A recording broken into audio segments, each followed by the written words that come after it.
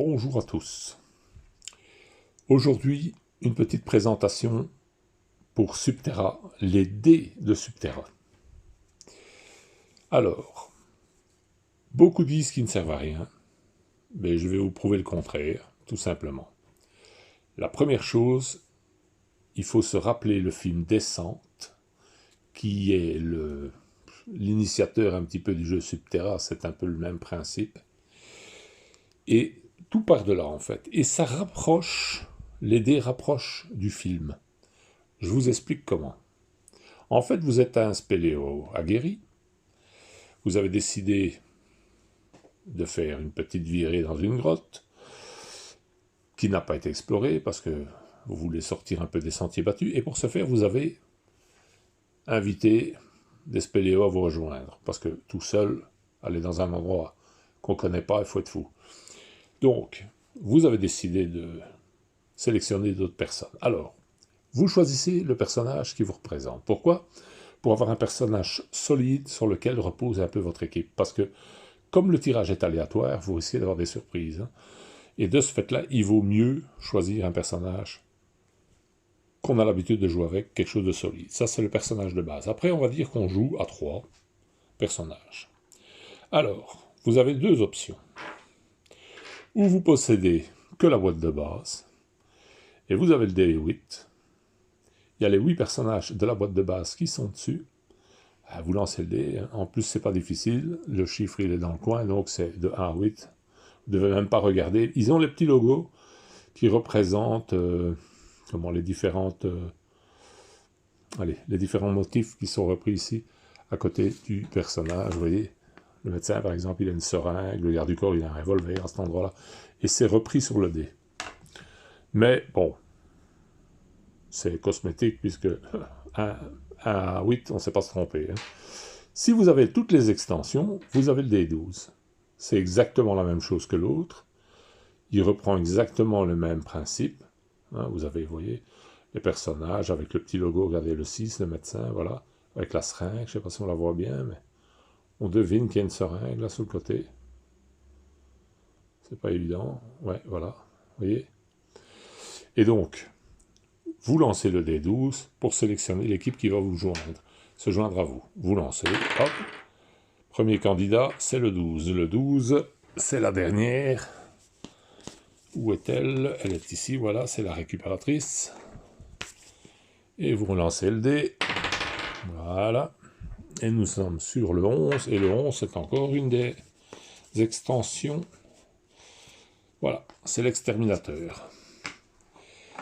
Donc nous avons notre équipe, on va dire comme ça, c'est histoire de simplifier un petit peu, de montrer un petit peu l'affaire, et voilà. Donc vous avez déjà utilisé 2 dés, en tout cas 1. Les 2 premiers dés sont déjà... c'est fini. Mais comme dans le film Descent, vous avez le problème, c'est que quand vous êtes rentré dans la grotte, vous avez parcouru une centaine de mètres dans une galerie, vous arrivez au puits dans l'entrée, qui descend une dizaine de mètres de profondeur, et à ce moment-là, pas de chance, vous avez un effondrement dans l'entrée de la grotte qui se répercute dans toute la galerie que vous venez de traverser. Vous avez des projections de pierre qui se font bien entendu au bout, vu la force de l'éboulement, tout s'effondre, et vous ne savez plus sortir. Ce faisant, vos spéléos ont été durement éprouvés, certains ont été blessés, voire pire, ils sont inconscients. Et pour faire cet état d'esprit, vous avez le D4. Le D4, vous voyez, une face, 3 points de santé, ça c'est KO, vous voyez, 1 point de santé, tout est repris dessus. Donc, vous commencez par votre personnage, vous lancez le dé, hop, et nous arrivons sur 3 points de santé. Le médecin a de la chance, il s'en est bien sorti, il était peut-être plus loin que les autres. En tout cas, lui, il a 3 points de santé, donc vous lui mettez ces 3 points de santé. Voilà. Suivant, on y est reparti pour un tour. Ah, lui, il est inconscient. Donc, la récupératrice n'aura rien du tout, elle est tombée inconsciente. Et enfin, le dernier, Et lui, il a 3 points de santé aussi. Vous voyez, vous avez de la chance. Bon, vous pouvez très bien tomber autrement. Hein. Ça peut tomber plus mal. Hein. Que vous n'avez qu'un point de santé par bonhomme, ou Dieu sait quoi. Mais ici, on en a quand même une sur les 3 qui est inconsciente. Hein. Alors, donc, on se retrouve sur la tuile de départ avec le médecin, l'exterminateur, je sais pas où il est. Ici, voilà, vous avez l'exterminateur, le médecin, qui grandement de la chance parce qu'ils sont tous les deux intacts, et la récupératrice qui est KO. Et voilà, et vous débutez comme ça la partie. Alors, ici, vous avez le choix. Donc, nous avons déjà utilisé 3 décidés. Nous avons le choix entre 2 options. Soit on continue avec les cartes. Donc, le jeu habituel, on sort les cartes, on fait le timer, et on y va joyeusement. Soit on décide d'aller à fond avec les dés. Alors, vous avez le D6. Le D6, lui, il reprend les différents dangers de la grotte. Par exemple, ici, je ne sais pas si vous voyez, le 5, ce sont les secousses. Ici, ce sont les horreurs. Alors, donc, dans l'ordre, hein, vous les avez. Donc, vous avez l'eau, le gaz, les éboulements, les horreurs, les secousses, la malédiction ou sauteur, pour le 6. Le 6 représente les deux, malédiction et sauteur. Malgré que c'est le logo de malédiction, parce que le sauteur n'est pas repris dessus, et que simplement vous pouvez sortir un sauteur, et après vous avez une malédiction, donc 2 fois de suite, vous sortirez la même chose. Si le dé tombe par exemple sur eau, vous avez 2 catastrophes eau en suivant au tour d'après. Mais vous avez sorti un sauteur en même temps. Bon. Ou alors vous ne le faites pas, vous ne comptez pas les sauteurs, ou alors vous ne comptez pas la malédiction si vous n'aimez pas ça. C'est encore plus simple. Voilà. Donc, vous avez donc ce dé à 6 faces, vous le lancez à chaque fois. Vous pouvez même, pour compliquer la chose, le lancer après chaque personnage. Mais alors là, ça devient ardu, je vous le dis, hein, parce que c'est une catastrophe à chaque tour. Ça fait mal, mais c'est faisable. Et puisque vous utilisez donc le dé pour les différentes catastrophes, vous avez le dé 20 en guise de timer. C'est lui qui compte. Bon, c'est pas ce qu'il y a de plus pratique, hein, je vous l'avoue, parce qu'il faut chaque fois chercher la bonne face, c'est pas toujours évident. Les chiffres se suivent pas, donc c'est pas des plus simples, mais il est là. En plus, il n'y a pas de mode vraiment facile à 4 personnages, parce qu'à 4 personnages, vous avez le droit à 22 cartes, le maximum c'est 20, avec le dé. Bien sûr, vous devez tenir compte aussi des maximums en fonction de trucs demandés.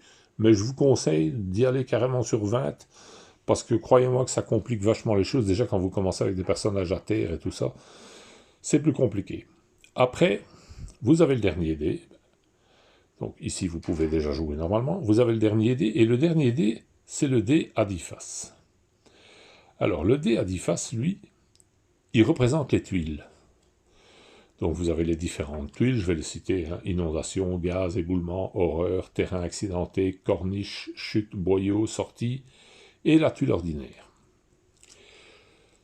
Le dé, en principe, vous pouvez également choisir les tuiles avec le dé. Vous lancez le dé et vous mettez la tuile correspondante. Je n'aime pas, parce que la sortie est sur le dé. Ça veut dire que vous lancez le dé, vous trouvez la sortie, hop, ben, c'est fini. Si vous êtes à l'entrée, vous trouvez la sortie, vous avez gagné avant de même avoir commencé. Je trouve ça un peu... Moi, j'utilise plus le dé dans le style pour changer un peu, varier les grottes. Je lance le dé, et le résultat, je retire ça des tuiles. Par exemple, si j'obtiens terrain accidenté, je retire toutes les tuiles accidentées de mes tuiles. Et donc, ça varie un peu ma grotte. Je sais qu'il y a certaines choses que j'aurais pas. Mais, par exemple, ce qui est intéressant, c'est que si vous n'avez pas le gaz, quand vous lancez le dé et vous tombez sur gaz, vous êtes tranquille. Vous savez déjà qu'il n'y a pas de gaz dans la grotte. Vous voyez? Et c'est un petit truc en plus qui peut aider, ou pas. Alors, la tuile sortie, bien entendu. Vous ne mettez pas la tuile sortie. Hein. Quand vous tombez sur la tuile sortie, vous ne la supprimez pas. Hein. Vous relancez le dé et vous faites autre chose. Hein. Sinon, ça ne va pas, comme on dit. Maintenant, vous pouvez aussi décider, quand vous lancez sur la tuile sortie, que vous ne mettez pas d'horreur, par exemple. Bon, ou pas une autre tuile. C'est une tuile bonus, quoi. Vous choisissez celle que vous ne voulez pas avoir. Bon, ça, c'est un peu en fonction des goûts de chacun. Mais vous voyez, voilà, les 6 dés sont là, les 6 dés servent. La seule chose que je n'ai pas aimé, moi, dans Subterra 1, c'est que quand ils ont sorti la dernière extension, donc la récupératrice, on n'a pas eu le droit aux figurines. Et je ne pense pas qu'ils les feront jamais. Donc moi j'ai bidouillé quelque chose qui ressemble un peu avec une figurine du jeu Descent. Ça s'invente pas. C'est coïncidence, mais ça c'est comme ça, voilà. Et alors, mes petites horreurs, enfin mes petits essaims, pour être plus précis, je les ai faits avec des têtes d'aliens. Vous voyez, dans le jeu Alien, encore une jolie journée de soleil, il y avait le choix des têtes. Je les mets comme ça sur une tuile et ça me donne, on dirait des gros vers. Ça fait 5, voilà. Ça me permet surtout d'avoir quelque chose de visuel et qui suit avec tout le reste du jeu, parce que c'est malheureux. On a toutes les figurines, sauf ça. Celui qui a commencé à acheter les figurines, comme c'était mon cas, et qui en manque une, vous devez mettre un meeple pour jouer, ah ben, je trouve ça honteux, quoi. On peut quand même faire un effort de... Les gens ont fait l'effort d'acheter vos figurines, ben vous pouvez les faire toutes, hein. Il faut quand même pas déconner, quoi. Voilà. Alors, d'autres petites choses. La boîte d'horreur, ben, je l'ai raccourcie, je l'ai refermée derrière, et ça me fait une boîte de cartes, hein. Et toutes les cartes rentrent bien dedans, la totalité des cartes, avec les extensions et tout ce qu'il y a comme carte, rentre dedans sans difficulté, vous voyez. Bon, voilà, ça les protège, hein. Après, notre ami Etrigan a fait une belle boîte en origami, ça vaut le détour. Si vous n'avez pas de boîte, profitez-en. Et c'est ingénieux son système, hein, qu'il a montré en vidéo il n'y a pas longtemps, donc il suffit d'aller voir. Voilà. Après ça, ben, qu'est-ce que je peux vous dire d'autre? Personnellement, voilà, j'ai fait une tour pour mettre les tuiles. C'est de la carte plastique, vous voyez. J'ai refermé le dessus, d'abord parce que c'est plus solide, et en plus ça permet de mettre le pion horreur quand il y a des horreurs qui spawnent, comme ça vous savez qu'il ne faut pas oublier de bouger les horreurs à la fin du tour. Quand vous avez des malédictions, ben vous pouvez le mettre dessus, du gaz, et ainsi de suite. Ça vous permet toujours de savoir comment vous vivez, comme on dit, hein. Voilà, les tuiles rentrent parfaitement dedans. Ça, ce sont les tuiles de l'extension la récupération. Ah, ouais. Je les ai mis là parce que, bon, j'avais plus beaucoup de place dans la boîte, du coup. Mais voilà, vous voyez, le dessert est même très bien. Ça donne plus de difficultés au jeu, par contre, ça, il faut bien le penser. Surtout si vous utilisez le dé des blessures au départ et tout. Mais ça met un petit challenge supplémentaire, voilà. Ça renouvelle un peu le jeu, et surtout, ça signifie qu'une chose, c'est que les dés, contrairement à ce qu'on veut bien dire, ben, ils servent. Hein. Ils servent pour le jeu, hein. Ils sont conçus pour ça à la base quand même. Hein. Même si ça n'en a pas l'air, voilà. Eh bien, merci à tous.